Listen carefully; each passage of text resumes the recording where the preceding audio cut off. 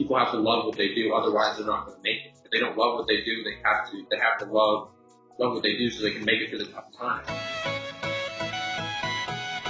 For leadership. So my first one is start with why. This actually really connects nicely to our purpose topic. It's by Simon Sinek, and it's about finding that reason why are you doing what you're doing. What's the reason behind the leadership? And I talked about that major purpose earlier on, definition of leadership. And Simon Sinek's book is all about, having that purpose lead the way. I think there's a Steve Jobs quote actually.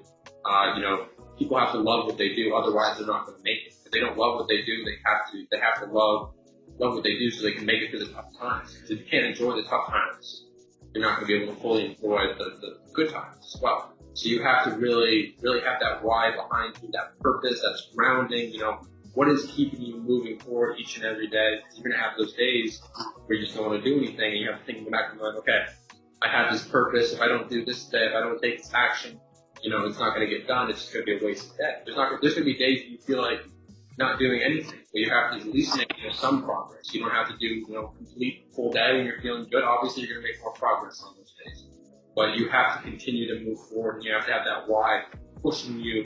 And that was the big thing that was labeled in that book. And the next one is Extreme Ownership by Jocko Willink. This is basically just saying it's always your fault.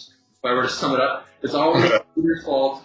It's always the leader's fault when something goes wrong. It's always the leader's fault.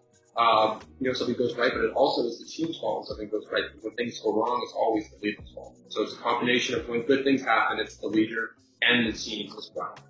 But yeah, just being able to own it and understand, okay, what went wrong and how do I fix it the next time as well. And I talked about the Iraqi soldiers earlier on. The Navy SEALs working with the Iraqi soldiers, and Navy SEALs are great at working around other Navy SEAls, but they had to train the Iraqi warriors. They had to think about why they were doing it.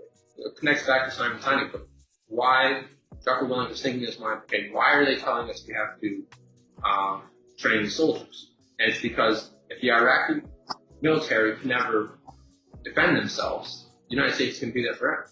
But yeah, so he had to figure out why am I doing this, and he had to explain it to the rest of the guys. And that was a big scene in the book as well. And he's like, oh, why do we have to work with the Iraqi military? Like people were like, they were all with arms. And then he had to explain the why, and they were like, you don't have to agree with this, you don't have to like this, you just have to know why we're doing it.